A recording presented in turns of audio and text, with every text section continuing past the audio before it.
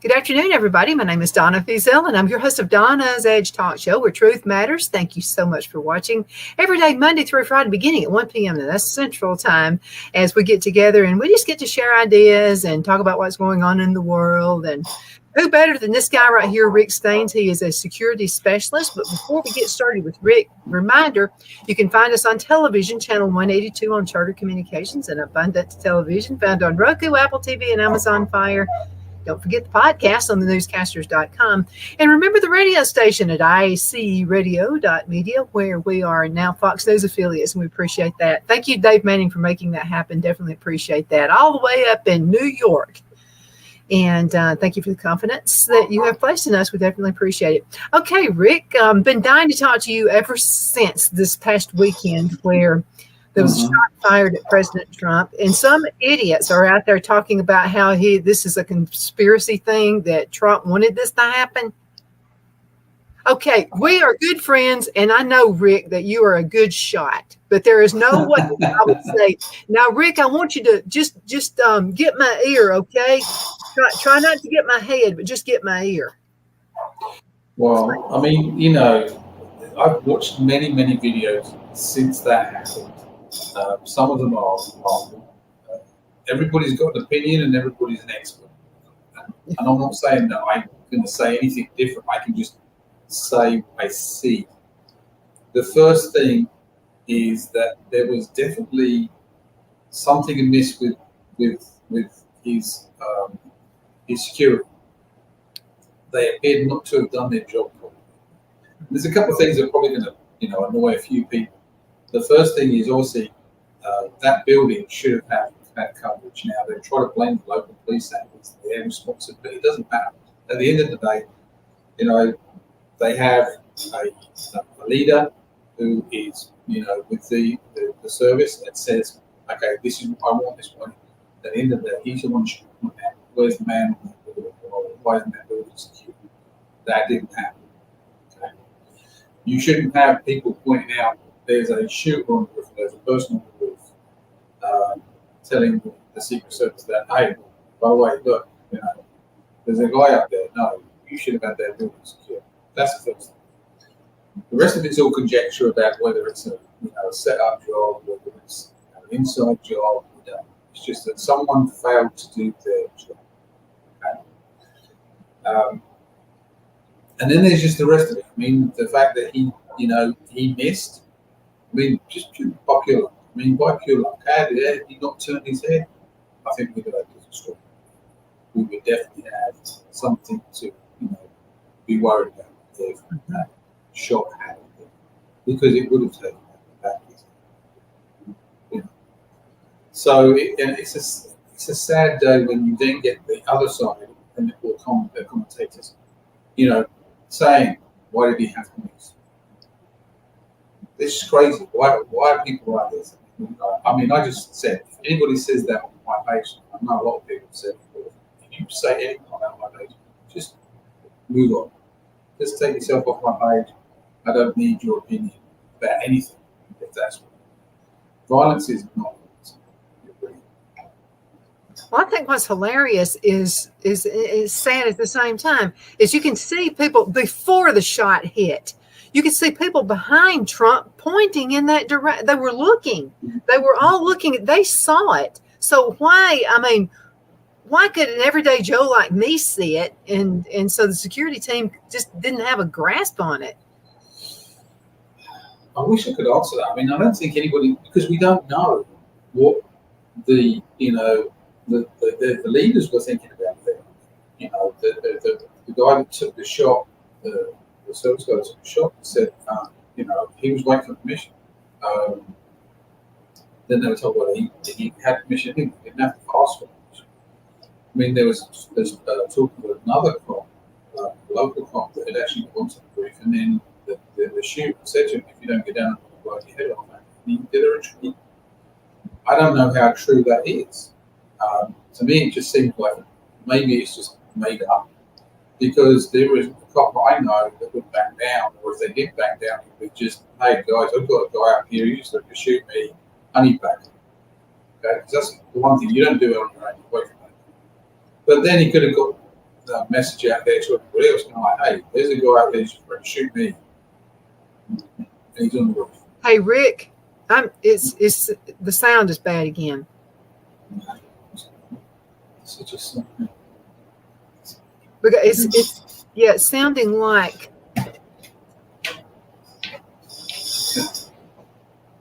Is that any better? It's almost like you're almost through a tunnel, but now it's sporadic. It's kind of sporadic, but we're going to make it work.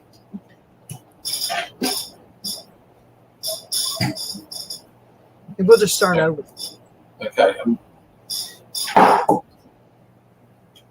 Don't need that one. I had a stupid voice on there. Is that any better? Okay. Say something else. Just something. Okay. Do I sound okay now? Yeah. No, that sounds better. Let's go ahead and start all over again. I'm going to put a mark right here. I'm going to put the weather right up here, so Okay, Phil well, will know where hang on a sec. I'm going to just turn the AC off. Okay.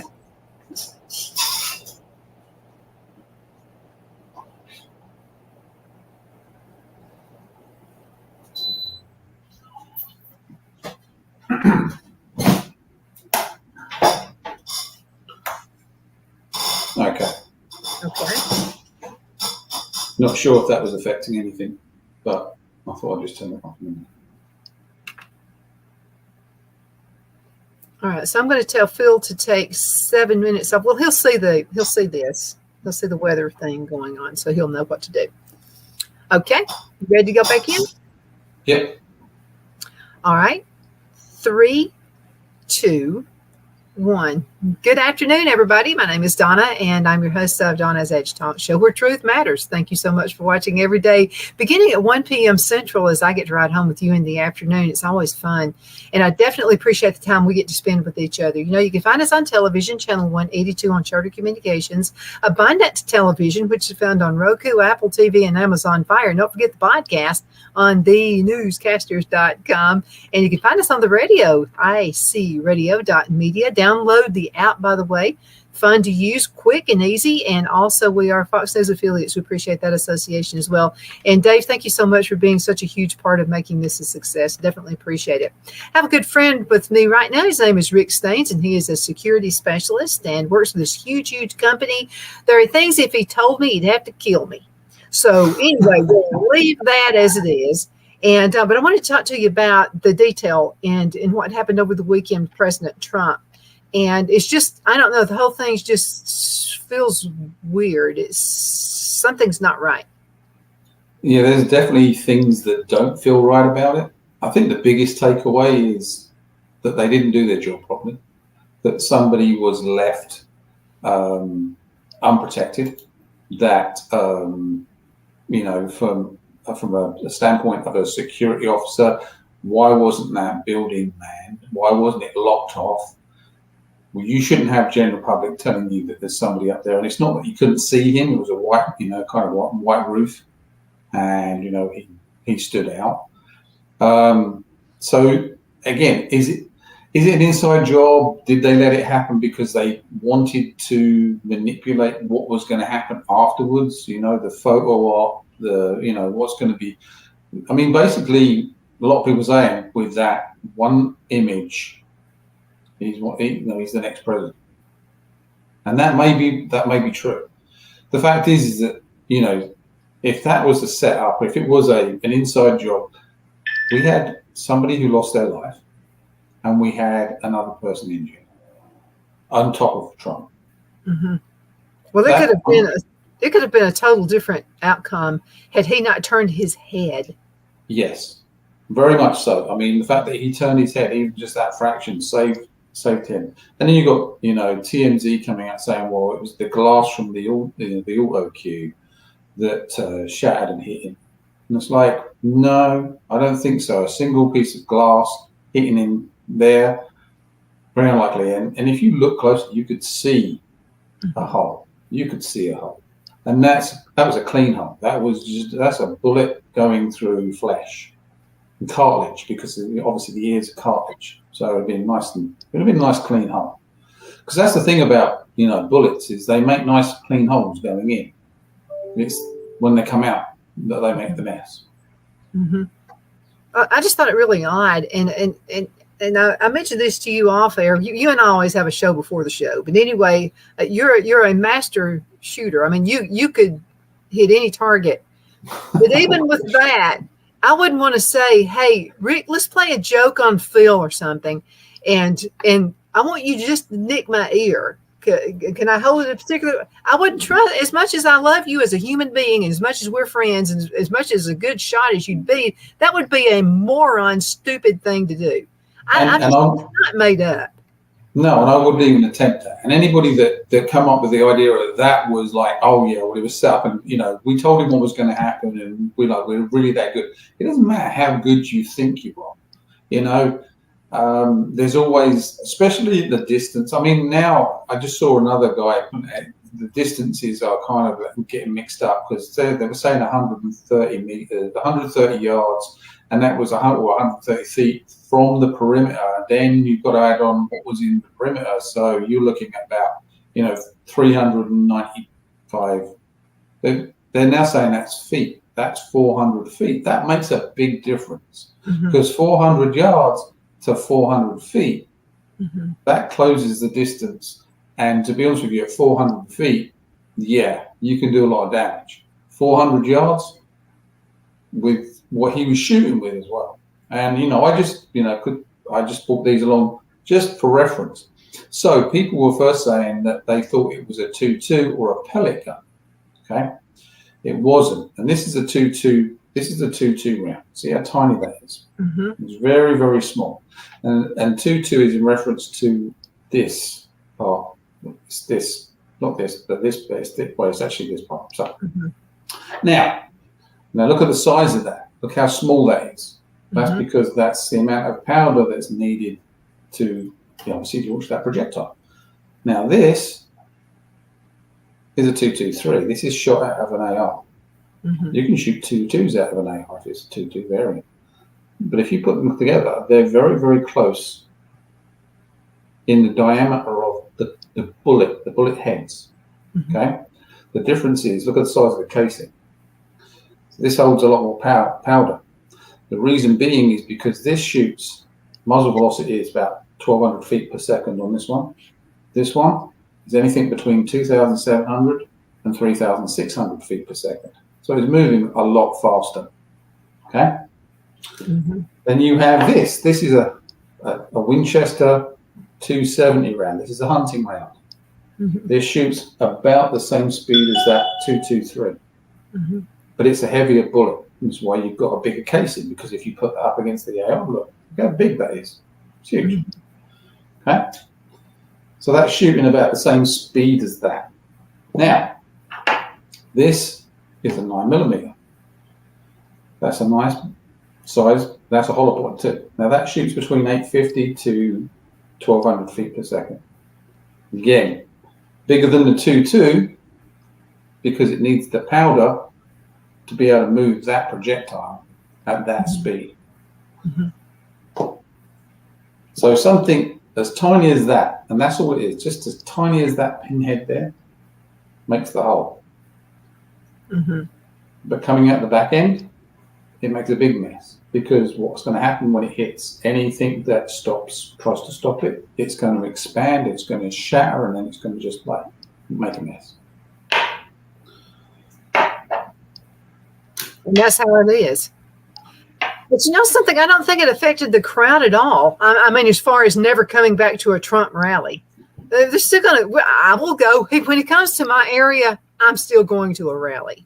But what are they going to have for safety procedures from this point on, do you think? What do they need to do? Oh, you can guarantee now. I mean, they're just going to lock everything down. And I honestly think, when you look at, when you look across the board at people who go to the rallies, who support Trump, maybe because we just live in the real world. I don't know. I mean, maybe it's just the way we think about things and the way there's a stoicism.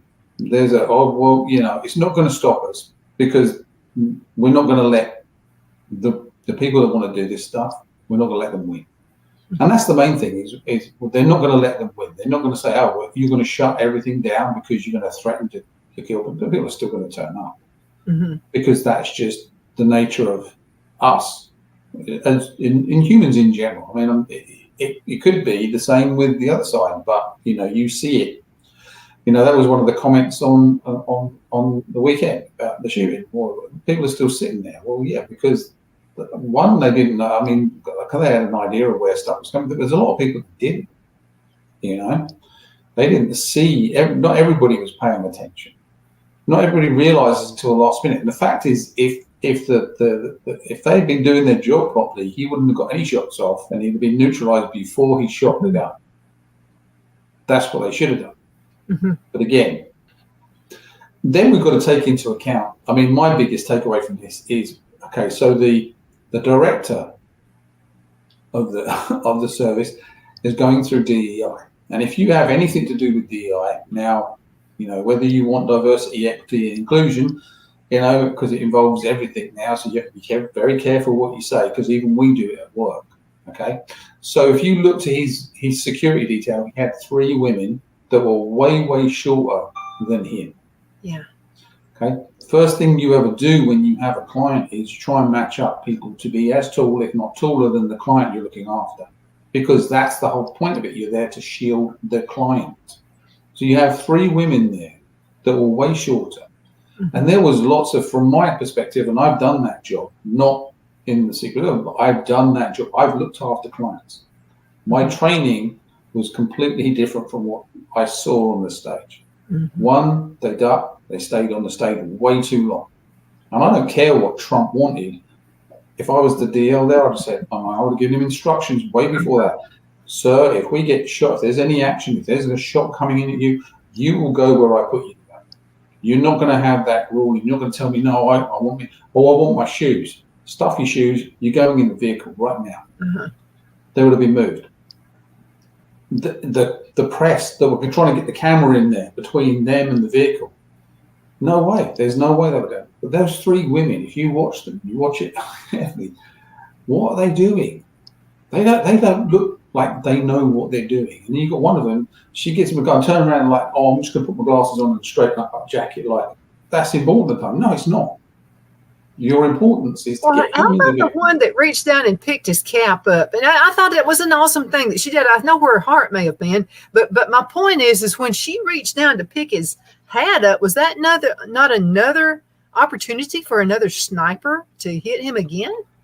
Put it this way: if there was multiple shooters on that job, we'd have had a lot more bodies, because they would have. Because normally when they do opportunities. And they're not shooting from one position. They're shooting normally even if you go to Kennedy, and we all know about Kennedy. We know what they try to tell you happened to Kennedy, but Kennedy was in triangulation. So they had more than one shooter. So if one missed, someone else is going to get it. So if that had happened on this weekend, there would have been bodies piled up on that stage, because they would be getting picked off by the 2nd or the 3rd shooter, from wherever they were. So the idea is that you don't stand still. If you stand still in a firefight or a battle, you're dead. It's as simple as that. So you best move on, move to get them away from there ASAP, and not worry about his shoes, not worry about his feelings or wanting to do a fist bump. Get him away. So again, from a professional perspective, it wasn't very good, and it didn't look that great.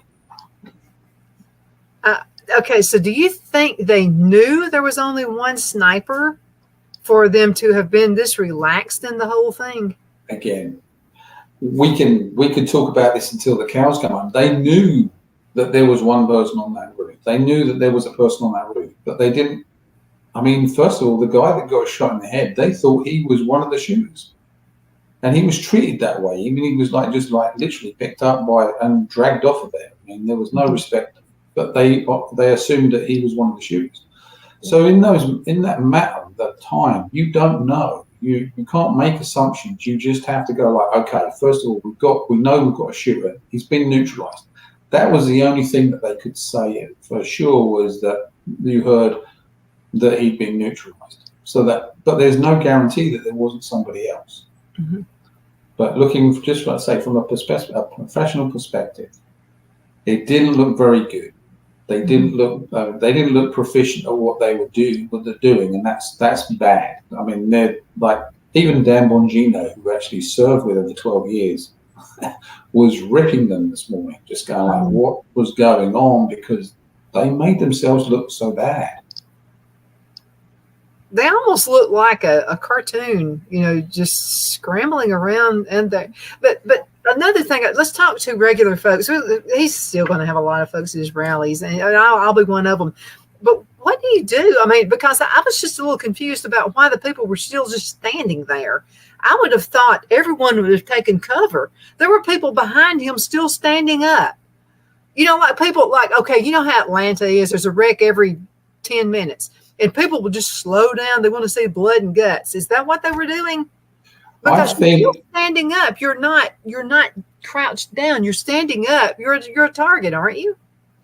You are, but I also think because the only person that got hit and the only person that was seen to get hit was, he was down and out. Had Trump got hit, had you seen Trump's head, we could have very well seen it splattered. You would then get the effect that you want, and everybody else would have panicked because they're actually seeing that. Because they didn't see that, because obviously the guy that got shot was, in the bleachers with them, and they don't see that because they're focused on what's in front of them. So when you're focused on what's in front of you, you're just seeing. I mean, it's like playing out this all in slow motion. I guarantee you, everything was in slow motion. People didn't realize what was going on because that's just the way it works. A lot of it's like kind of shock. What's going on? Everything goes like a lot slower. You're just processing the whole thing. So you don't run around. I mean, but if you'd seen blood, if you'd seen like a head exploding in front of you, like with Kennedy, you'd have seen a different reaction, because then that horrible thing happening in front of you is enough to incite, panic. Well, I think seeing someone getting shot in the ear would have been enough for me. Maybe it's your training, because I've known you for 19 years and 20 years. And this is something I remember out of you, and I still use this. You have always said to me, beware of your surroundings. Yes. You've said that to me 10,000 times, because I would be just walking from the mall to my car like nothing, no big deal. And you would say, you better start being aware of your surroundings. Well, again, people, I think people are more aware today than they've ever been. Really? You mean it could have been worse? You've got people now looking for everything. You can't go anywhere without people pointing phones at staff or pointing out, like that guy, hey, look, there's a guy on the roof. You can't do anything these days without somebody seeing you doing it. And if they're not recording you doing it, they're letting somebody know that you're doing it. It might fall on deaf ears like it did over the weekend, for a short period of time, but people are aware of what you're doing. So, because people are more aware of what's going on around them, because we live in that kind of world. We just do. I mean, when we first started 20 years ago, I mean, it wasn't as bad as it is now, but you still had to have your wits about you. But now it's like everything. You just don't know who you're dealing with anymore. I mean, I was talking to someone the other day about Britain. I was actually my mum. I said to her, it's not even the country that I left. And America has changed so much as well in the 22 years I've been here, Yeah. So we're all a little bit more aware. We're always watching our surroundings. But I think, honestly, there are some people that knew what was going on. And there were other people that were just like, I don't see any blood. Because it is literally, if it hit him in the head, you'd have had the panic you wanted, because then it would have been like blind panic. But because he went and done that, he covered up most of that blood and then went down. So remember when, blues popped on stage and they start moving like Reagan and stuff like that. It's people are used to this. They're just not seeing, carnage. If they see carnage, if they see blood, that's different. I think. Well, I'll have to tell you my first response because it was hot. You know how it's hot here in the South. Alabama, nowhere can be hotter than here. But they were up there and it was hot. I thought he was swatting at a mosquito or something at first. I did. Because he just went like that, and then I thought, man, a mosquito. And then when he did, and then you could see the blood in his hands. I mean, then you knew, something happened. My first response, yeah, mosquitoes. Because we have plenty of them here, and well, yeah, I know. I mean, and it's the same here in Georgia. I mean, when I saw the video the first time, I was like, wow. I mean, the fact that someone actually got close enough, that close, to actually take a shot, to me is, mind-boggling. To be honest with you. Yeah, but here's my point, though. Okay, so it took. Before security saw this person, people in the audience saw the person, and they were trying to tell the detail. They were trying to tell them, the security, that, there's a man up there. Right. You see, the way that I look at it is even if they shouldn't have had to do that, because had whoever was in charge would have had that covered. Mm-hmm. Right. And that's my camera's doing its own thing here because it's hand gestures. So when I do hand gestures, it adjusts. So if somebody who was in charge was doing their job, no one would have had to point out that person was on the roof because that roof would have been covered. But again, they're saying, well, it was the local police's job to have that roof. Well, I think it's everybody's job. At the end of the day, the buck stops with whoever's in charge of the service right there protecting Trump. That's your job to make sure that guy is safe. So everything, you have to make sure everything. If you farm it out to somebody else, you have to make sure that they're doing their job too. You can't just say, well, we just give it to the local PD. No, that's not an excuse. Your job was to make sure the local PD, if that was the case, were doing their job. Because now you're negligent in what you do. I would lose my job. If whoever was in charge of that job lost his job, he would never work in that industry again, because you would just judge him on that and go like, well, look, basically you made a huge, massive mistake that had somebody that you had in your charge shot. Mm-hmm. The worst case scenario you saw play out on camera, okay? And if you, from my perspective, if you take all of that and go like, okay, let's break this down. First of all, whoever's in charge needs to go. The team itself needs to go through some serious training and needs to be remanned. I've got nothing against ladies doing any job, but not every lady can do every job. Not every man can do every job. Have the ones that can do the job, not just because they're. Okay, this is where we're screwed up in this country. This country is just because you're a woman, you get the job. That's stupid. I think it should be, and I'm saying this as a woman. Okay, I'm like 5'4". I'm 5'3.5", but I like to tell everybody I'm 5'4". It makes me feel taller. So anyway, I couldn't have done that job. I would have said, hold it. I'm not going to be able to stop his head. I'm going to go way down, below his shoulders. I would have questioned that myself. I would have asked, did not enough people show up or something? And I don't mind protecting. I'm just saying I would not be tall enough to cover his head, because if they can't get to you in your heart, they're going to grab your head. Okay, so the first question you ask anybody that wants to do that: do you understand what the job entails? Basically, what it means. You're a bodyguard. It means that we're paying you not a lot of money. Not the money you'd expect to be paid, to put your body between a shooter or an attacker and your protector, your principal, okay?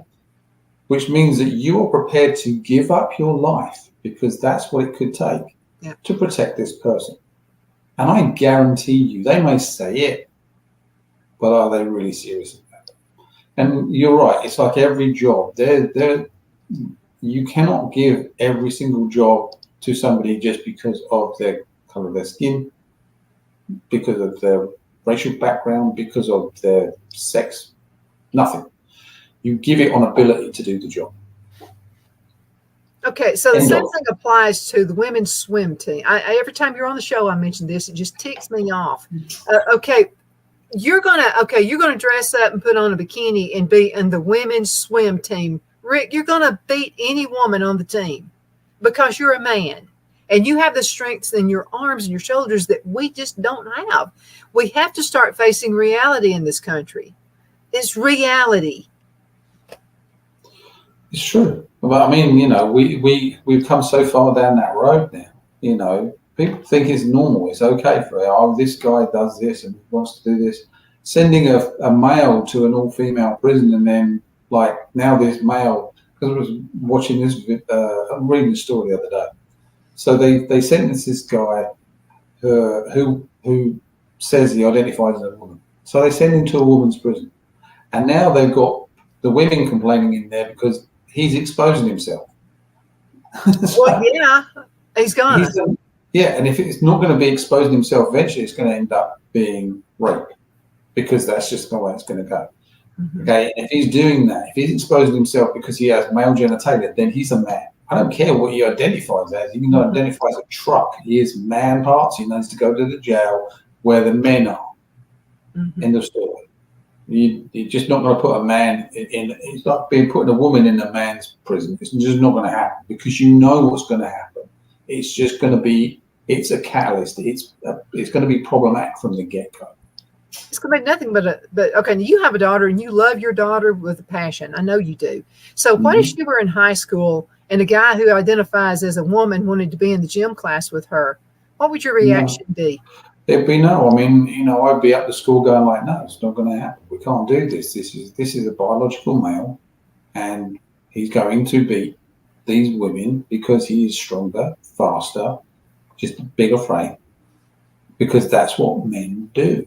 I mean, it's like, when you have the mother figure always nurtures and loves and cares. And then you have the father figure, and the father figure is the hunter, the gatherer, and the fighter, and making sure that the kids have these certain skills. And that's because that's we're built different. We think differently.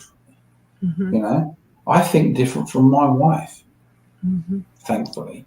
I was going to say good.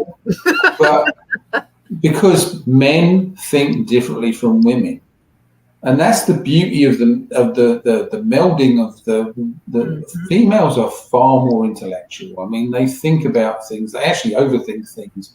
They think things are happening before they actually happen. They'll literally come up with every scenario before you could even think of one. When you ask a guy what he's thinking about, he goes nothing. He's thinking. I mean, I do nothing. I'm not thinking about anything because I can do that. Women don't tend to do that. They tend to think of many, many things they have. It's like having a browser open with 20 pages in the browser, and you can just flip between one and the other because you're busy. That's your brain. It's just the way your brain works. However, I got to say this. Okay, we think. I don't sometimes. Sometimes I think like a man, but anyway, women mainly make decisions based on their hearts, basically, but in some jobs you can't do that, and this job is one of them. You've got to think about the life of somebody before, we're going to take that poor criminal down. I mean, you can't. I mean, what is wrong with? I would think anybody would think on. The president of the United States first, even Joe Biden. Okay, if I were in his security detail, my job would be to save that lunatic's life. It would be. That would be my job. I would have to. I was just thinking. So the thing about that job is that you get to a point where you're so well drilled that it becomes second nature. Because when you're looking after somebody and you're part of a team, you have a job. If you're the DL, which is the detail leader, your job is mainly you are going to be with the man.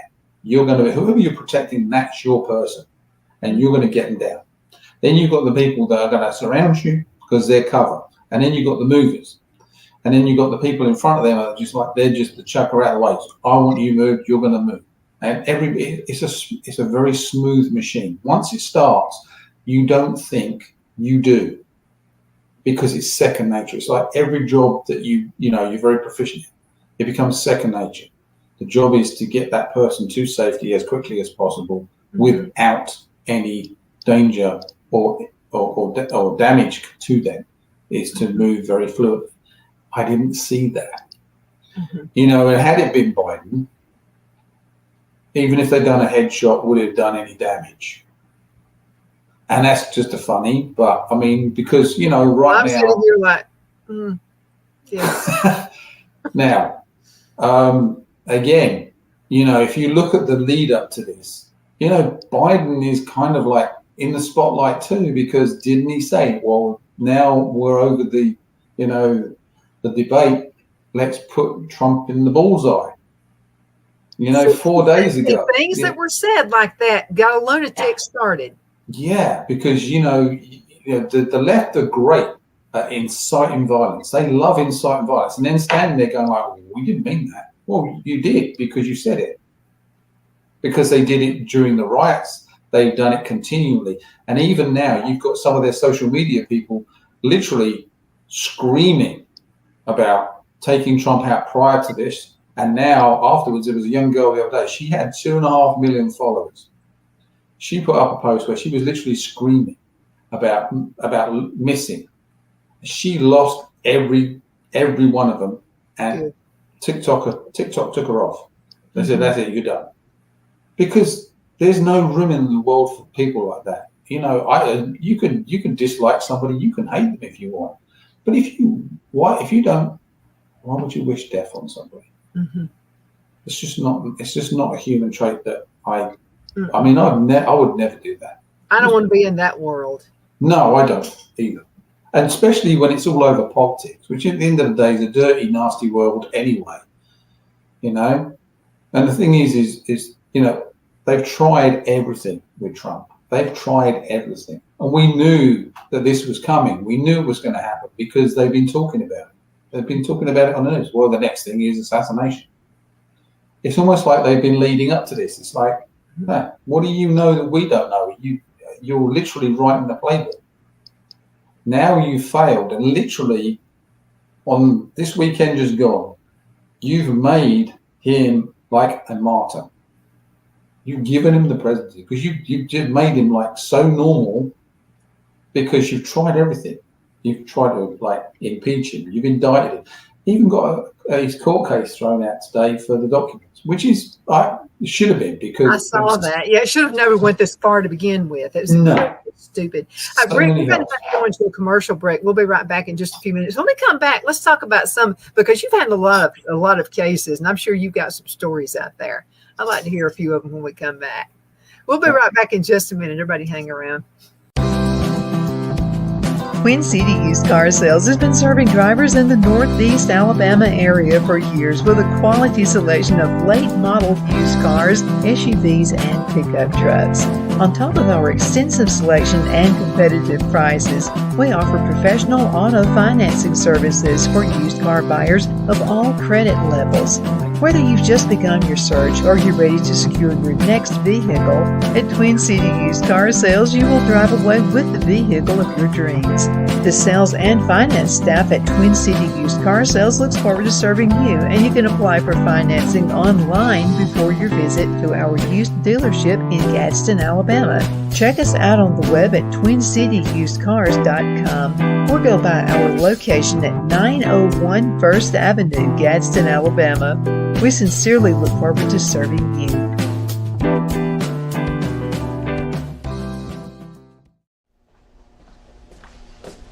Are you ready? We all wonder what tomorrow will bring, but the future lays itself at the feet of the prepared and surrenders to the will of the persistent. It's not easy, but today shapes you so you can shape tomorrow. With Northeast Alabama Community College, when the future asks if you're ready, you can answer yes. Begin your future at Northeast Alabama Community College. Donna's Designs offers a line of handmade memorial, wedding, and keepsake jewelry that launched back in 1970.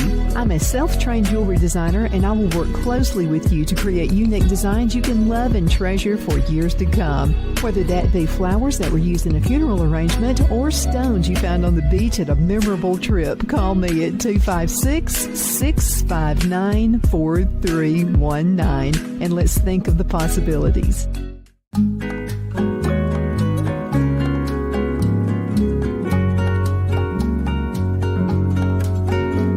At Lamone's Mexican Restaurant, located in Henniger, Alabama, and voted Best Mexican Restaurant of DeKalb County, Alabama 2020, we're here to serve you with authentic Mexican cuisine. Order easily online by going to lamonsmex.com or call 256-657-3999 to place your order. We're open Sunday through Thursday, 11 a.m. to 9 p.m. and Friday and Saturday, 11 a.m. to 10 p.m.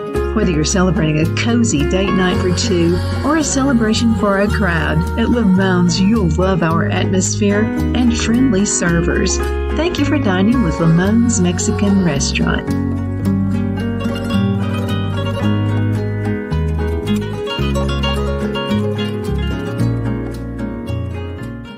Good afternoon. We're back. My name is Donna, and I'm your host of Donna's Edge Talk Show, where truth matters. And I'll tell you, when we get Rick Staines on here, you get truth whether you like it or not.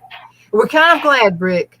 Truth needs to happen a lot more nowadays. I think that's why Trump is he's a phenomenon. I think people are just tired of the politics of lying and all this garbage. He actually says it like it is, and I'll have to tell you, I love it. And I agree with you. I mean, I think that, when you get people like saying, oh, well, this is going to do this, he's going to do it, you go like, well, okay, first of all, he could have done that last time. He could have said, no, I'm not leaving. I'm not going to leave the presidency, but he did. And, he's not what they say he is. This is just, they're literally scaremongering, like, Project 2025, all that other junk that they're coming up with. And even that, there's a Heritage Foundation. The guy who heads the Heritage Foundation turned around and said, we're in a civil war right now, and if it remains bloodless, it's down to us. And it's like, what do you mean by that? People don't understand. If you say something, in this day and age, one, it's recorded and it's there forever, and it will forever be thrown in your face. The one thing I can honestly say about Trump is he says, I'm going to do this. Like he did when he was first become president. I'm going to do this, I'm going to do this, I'm going to do this. What did he do? He did it. Mm-hmm. That's unheard of in politics. Someone actually doing what they said they were going to do. Wow. And that in itself, and all the way through his campaign back then, I was telling people, this guy's going to win the presidency because he's saying what people want to hear. All he has to do is deliver. And he did. And then he was stopped from delivering by the Dems and everybody else trying to shut him down and, make the presidency as painful as it could be, which they tried. Mm-hmm. But at the end of the day, he said he was going to do things, and he did. And that's a big, big win. Yeah, because anybody else who is running for office, they'll come up with like 5 things. I'm going to get this done. And they may get one done. And if they do get that one thing done, it'll be right before election of the next time, the next season. It's like, and he was just like record. Just, he was making one thing happen right after the other. And people just don't like that. And they say he's brash. They say he's rude. They say. But he is. That's him. That's the businessman. That's the person. Think he's rude, though. To me, it's not. I don't think he's rude. I just think he's very much to the point. And if you don't work, or he doesn't see you fitting in and working and doing what he wants you to do, then you're done. He fires you because that's the businessman in him. Because he wants this to run like a business. Mm-hmm. I mean, and that's what's so appealing. Yeah, when he went to Ford, when they were going to move all their stuff to Mexico, first time, and he goes, okay, well, if you do this, I'm just going to put a 35% tariff on every car that you bring back into the US because you're going to pay for it. Mm-hmm. And it stopped them from doing that. It You know, worked. it worked because it was like, okay, because where do you hurt people, especially business people? In the pocket, because their bottom line is everybody's out to make money. And if you hit the bottom line, they don't like it. So you hit them with a hurt. You know, all the money that he was like saving us, or turn around and say, well, why are we spending on this? Why are we spending on that? Again, you got people now, they get all this money gone to you know, the Ukraine. And it's just literally being pumped out. It's just a big, big laundering process, you know. And then you got Zelensky going out and buying, you know, a Bugatti Veyron for his wife with the money that we paid him as taxpayers. And it's like, come on, you know, you could have bought us something a little bit more, subdued, something a little bit more practical. But he didn't. Bugatti Veyron. It's got 8 radiators on it. 8 radiators. It's a supercar. What does she need with a supercar? This reminds me of when the hurricane hit. I forgot which island it was, but the Clinton Foundation comes in. They're going to give all this money, and they wind up spending over $2 million of it on Chelsea's wedding.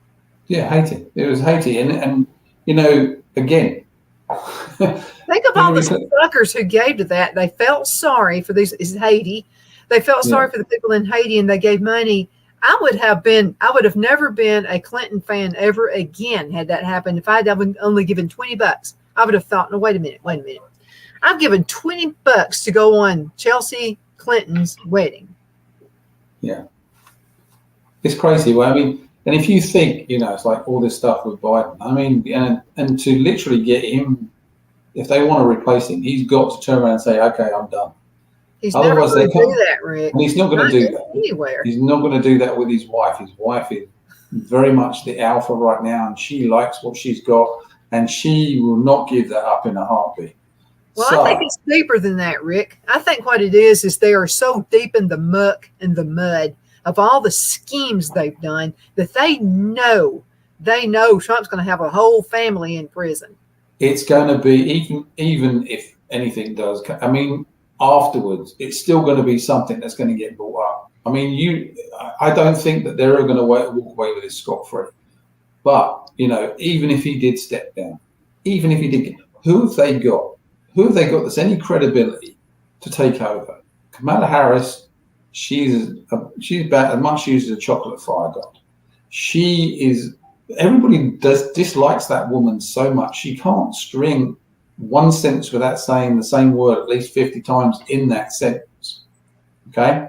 She's a terrible, terrible vice president. Then you've got, okay, so who else? Newsom.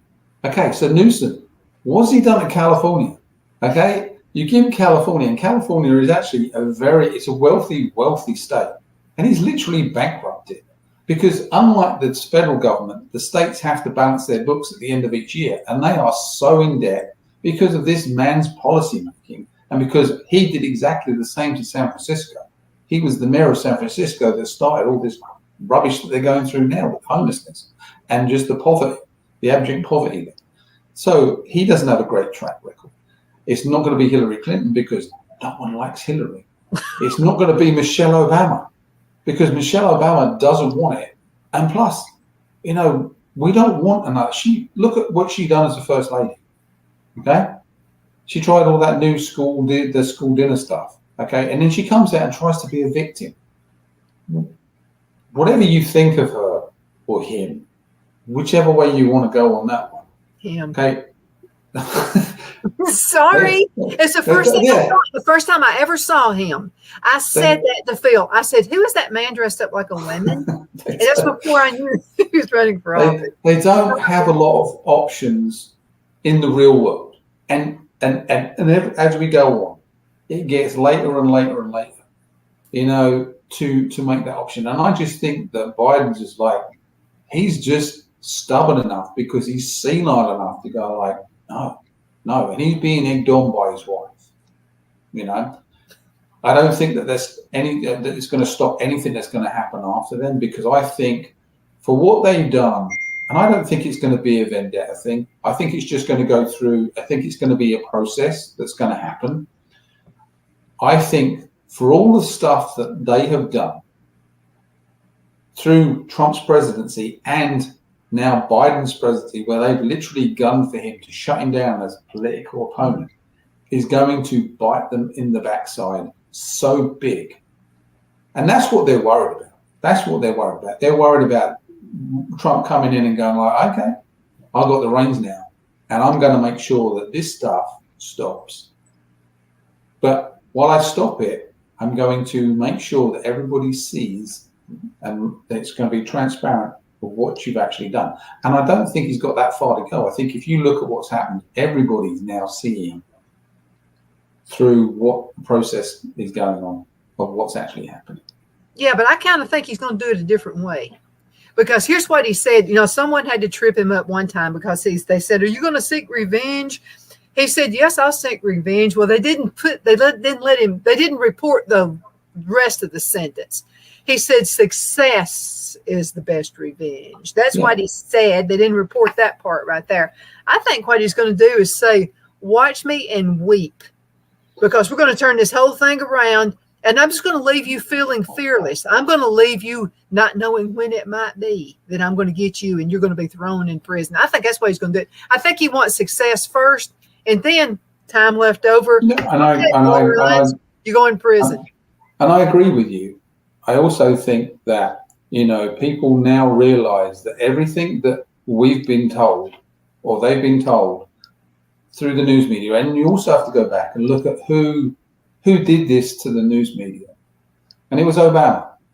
Obama signed the deal into making this so that they could propagandize the American public. Because up until 2014, they couldn't do that.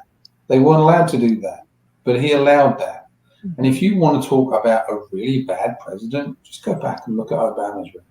He's got a really bad record. And there's another one that says, "Well, I was so good." But he's a lawyer. And I can tell you, I've worked with enough lawyers. They are snakes. They will say one thing and do another thing. If you give a company to a lawyer, and I've seen a very good company being taken over by a lawyer, become the CEO, and ruin it overnight, simply because they're not interested in anything but money and power. And power is a big thing. Obama did a lot of things. What was his thing for his second term? Oh, he was going to shut down Guantanamo Bay. Guess what? It's still open. Even to this day, it's still open. So again, a man that said a lot that didn't actually deliver.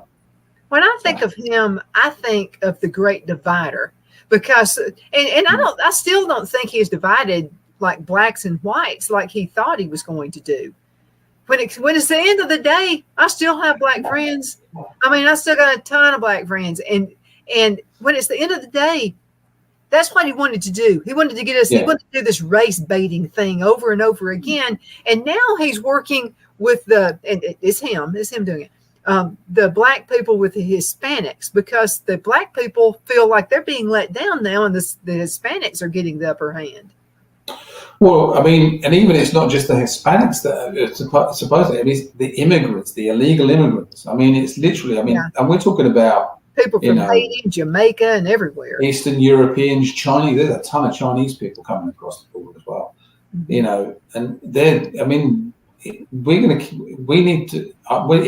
when Trump wins and he shuts that border down, it will be like, wow, thank you very much. And then he can go through the whole mass. You're going home. Good. Unless you've got some. It's too late though, because I'll tell you what I'm noticing even in my own little town. Okay, somebody's buying land here, and they're putting these little pod houses on it. And there's a stretch of land I saw, and to me it looks like I question these things. Most people in my area never notice anything. Well, I notice, and so I passed by this patch of land. There are a bunch of mobile homes out to the side, but where this little patch of land is, there are it's like little mounds of dirt, and they're spaced about maybe 15, 20 feet apart.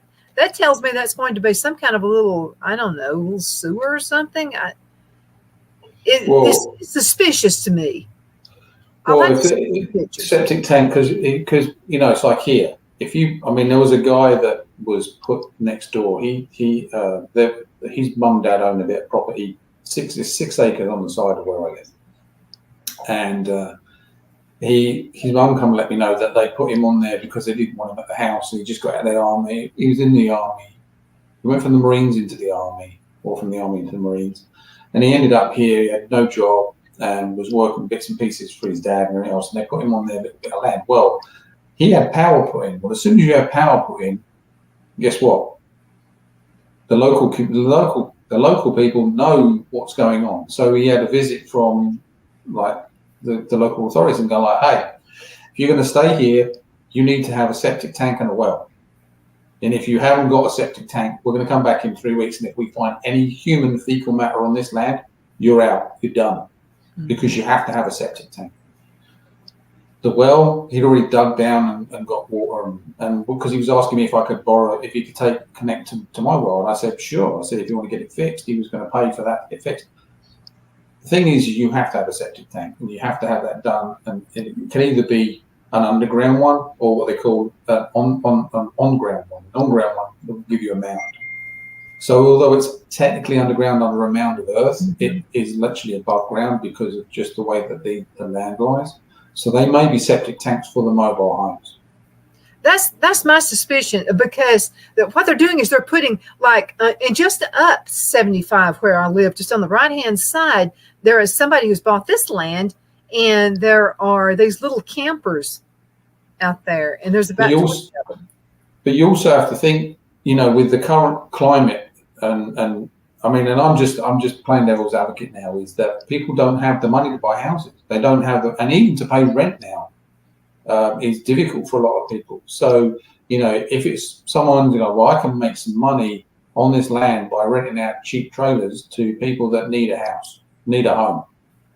It could be that. Yeah, but one tornado comes through and they're all going to be blown away. Well, but they're not. The person who's making the money is not going to worry about that. They don't because care. He's going to have insurance and he's going to be covered on that. It's the poor people that are renting them, as usual, that will have the problem. Yeah, but it's suspicious. I'm wondering, is the government providing, because we have sanctuary cities. So are there so many sanctuary cities now that they're thinking about smaller towns and they're giving money to the mayor or someone? Well, you have to declare that you're a sanctuary. You can't just be a sanctuary. You can't just go like, oh, you have to declare that you're a sanctuary city. No, that's my point. Could someone in this industry, someone in government right here, could someone be claiming that? Is that why? They could do, but it has to be, it would be public knowledge that you're a sanctuary city, because you can't just do it and say, well, okay, we're going to keep this quiet. Well, a lot of things are just done, and then you don't know about it until after it happens. I know. Well, I don't think so, because I know that someone tried to do it and it was like, no, you're a sanctuary city. But you can only fit so many people in Birmingham. You can only fit so many people in Atlanta. You don't have to get outside. If I was an immigrant and they said you're going to go live in Birmingham, Alabama, I think I'd go home. I've been there way too many times. Yeah, but at least you'd have some conveniences. I can't imagine you want to be dumped in Geraldine either. Well, I don't know. I take Geraldine over Birmingham. That one side of Birmingham closer to the airport. I've been down there at night. You literally have to drive with a gun on your dashboard, because if you stop at a light, they come out of the darkness. And they're like, it's just like the weirdest place. Yeah, it's kind of weird here too. Okay, 1 minute left in this segment. What do you want to tell the folks before we go? Nothing much. Just be aware. Be aware of your surroundings and stay safe in this crazy world. And don't believe everything you see or everything you're told. Do your research. There you go. Absolutely. Rick, thank you so much. Thank you so much for being on the show with me again. Definitely appreciate it. Pleasure.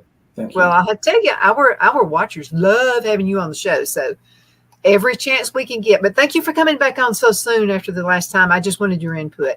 But thank you again. And thank you guys so much for watching. I know you could be doing anything else, but you're watching us, and we definitely appreciate that. Remember to keep sending those emails. I love it. Donna at donnasedge.com. Definitely appreciate it. Thank you. Have a good one. Bye-bye.